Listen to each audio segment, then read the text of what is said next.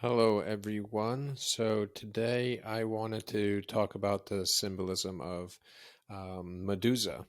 Now, I've wanted to talk about the symbolism of Medusa for a while, but I've been putting it off because it's kind of complex to talk about um, and intimidating to take on, you can say. So the symbolism moment happened just by wanting to talk about her.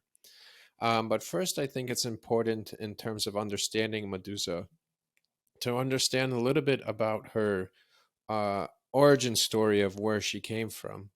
So, um, Medusa is a child of Phorcys and Keto, which are both gods or goddesses of the the depths or the unknown or monsters of the deep.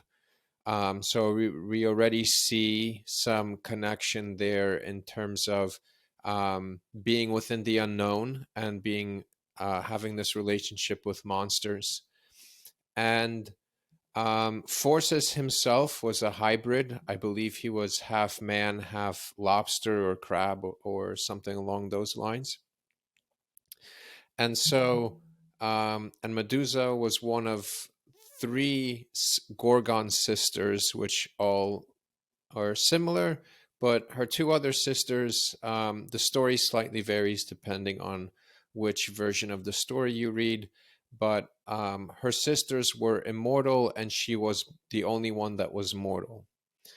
So Medusa was a priestess of Athena, which Athena you can think about as kind of the feminine ideal because she is associated with civilization and order.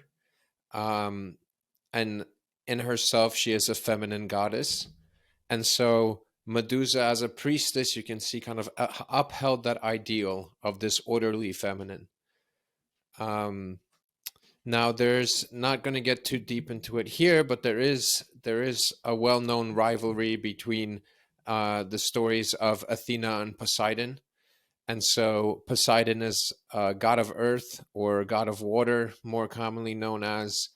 And once again, you have this aspect of water in that there's a little bit of chaos there, the unknown, and he rules over it, as well as, when we talk about in Genesis, there being heaven and earth, he's the ruler of the earth of potential, you can say. So there you have this masculine rule over the potential.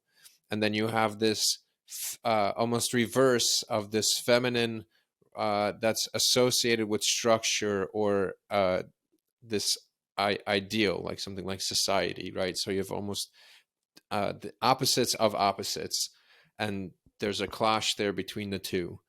Now, Medusa, right from the start, as we saw with Force, when I mentioned Forces and Keto, um, is birthed from two water-based gods, and they're associated with monsters of the depths.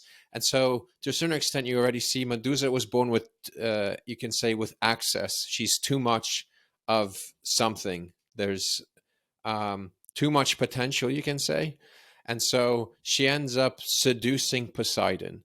Now, I think there's a connection there between, it said that she seduced Poseidon with her beauty. And I think that as Poseidon, being a ruler of earth or potential, saw this entity of too much potential and attempted to conquer it. Now, in most I've read a couple of articles of feminist types and things like that that call it a rape, but the story doesn't necessarily say that. It just says that Poseidon defiled Medusa, but in general, it was Medusa's fault because of her excessive beauty, you can say. Now, there's an interesting conversation there to be had whether beauty um, is weaponized, can be weaponized, and that is a different conversation, and not one I'm going into today. But just for the sake of moving forward, Medusa, in a sense, weaponized her beauty, her excess potential, and caused Poseidon to come and defile her or put his seed upon Medusa. Now, Athena being, you can say, the structurally orderly feminine ideal, um, saw that Medusa did this, and so she cursed her. Um, made her have a hair of snakes, made her hideous, um, and cast her out. So from this point on, we it's the Medusa that most of us know. This feminine monster with snakes as hair, and when you look upon her, she casts you to stone. Now, is there a relationship between, well, why is her hair snakes? Um, Now, Jonathan Pageau talks about this quite a bit, of the symbolism of hair, but your hair is kind of your covering. You can almost associate it with something like the garment of skin, but it's something that grows out of you. And so it's this dead stuff on your hair. So it's like this covering of death upon our head. Now, Medusa has hair of snakes, and snakes is usually referred to as time or cycles. And so she has too much change, right? There's too much.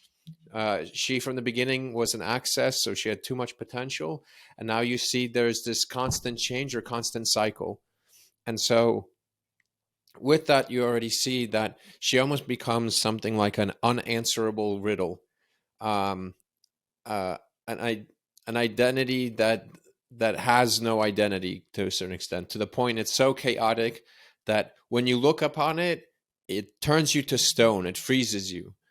Another way to look at it is uh, chaos that demands so much order that it turns the other person to stone, right? So it's order is usually associated with land or like a structure, and so stone, because you can't move, is kind of, you can say, like the too much structure, because that person can't move.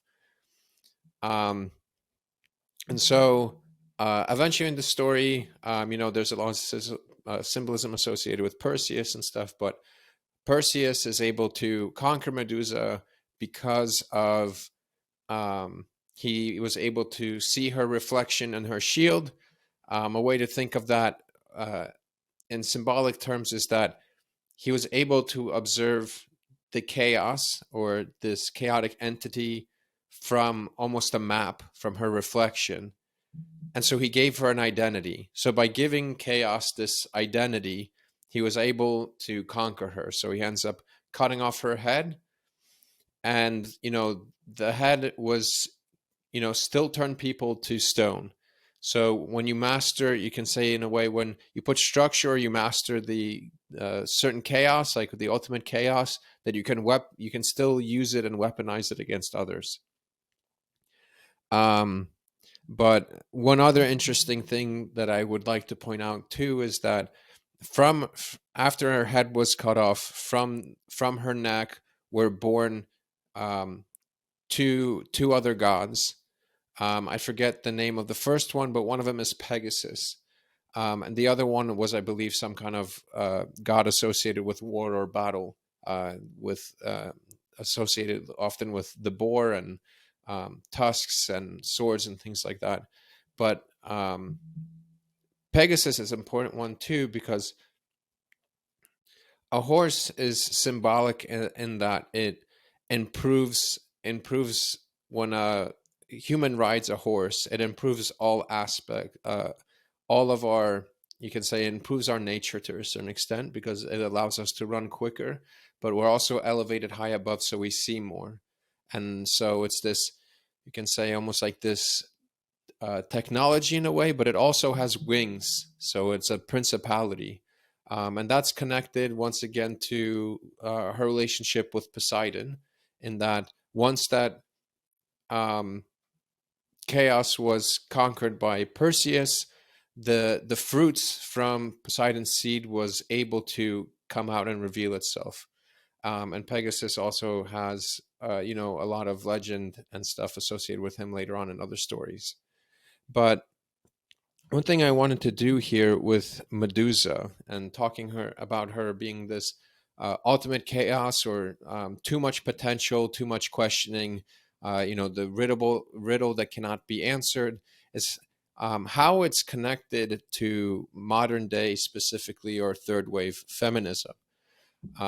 Because starting around the Me Too movement, which is most of the articles I read, there are lots of articles out there written by feminists, calling Medusa a victim, um, and kind of elevating her to almost their heroine or their mascot. There was a statue, I believe, is in New York City, where the story has been inverted, where Medusa is holding the head of Perseus instead of the other way around. And so I thought, it was confusing as to what's the connection there. Why would feminism choose to have this monster, you can say? Why does it associate with them? And the answer that I think it is that the modern feminism is rooted in postmodernism. And so in postmodernism, it goes to the extreme where there is no pre-existing identity. There's no male or female, and you get to choose your own. Now, and so, it becomes a constructionist point of view, and so you get to choose, in a way, your own destiny. Now, this is where the aspect of the Medusa comes in, because then you have, with the no structure, with no set path, you have too much potential, right? So you have no guiding light, and that in turn can turn someone to stone, as in you have all these possibilities and not knowing which one to pick, right? And so there's this loss of identity, or you can say the implementation of too much identity that freezes you. And so feminism in itself kind of forces that ideology upon others, to the point where it causes others, you can say, or other pre-existing structures, to turn to stone, because it cannot handle this potential.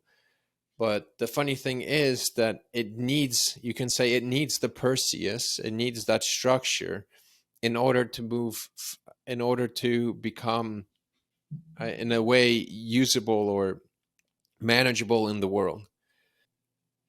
That's kind of what connection I have made as thinking out loud.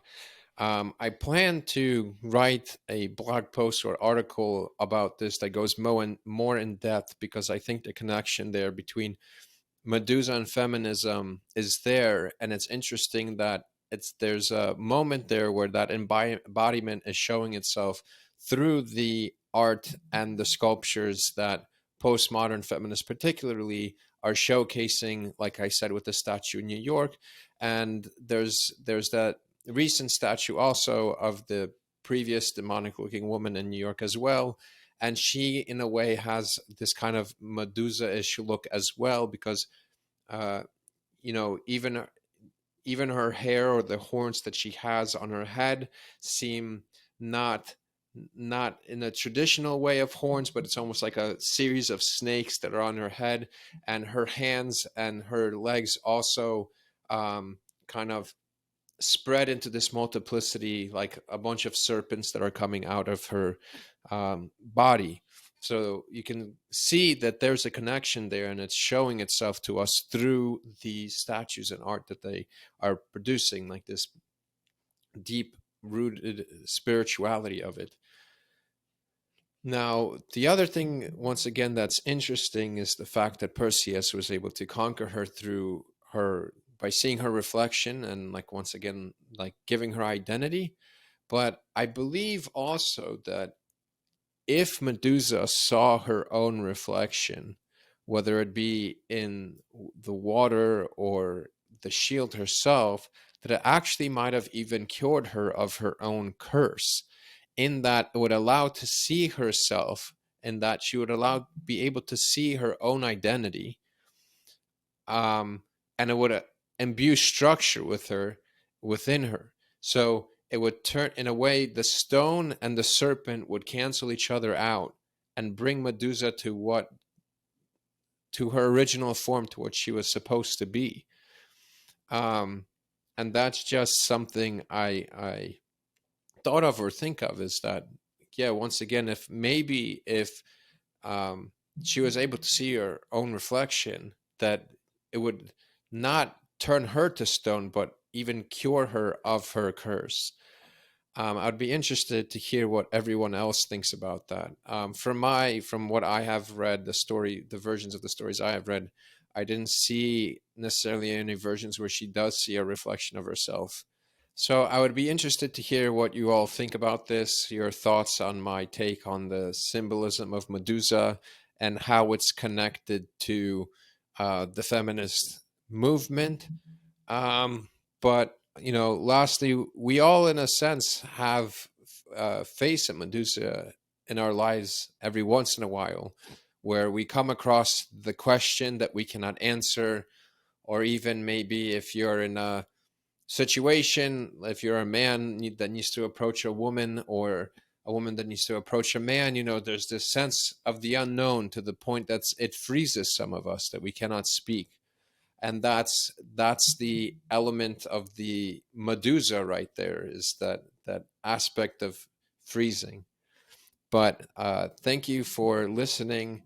I hope this was helpful, and I look forward to making more videos to dive into the symbolism of ancient stories and things we may experience in the world. So thank you, and see you in the next video. If you enjoyed the content here on my channel, please like and subscribe. And if you would like to learn more, I have a blog on my website where you can learn more about symbolism, as well as short form videos and articles on my Instagram page. Thank you for listening, and I hope you tune into the next one.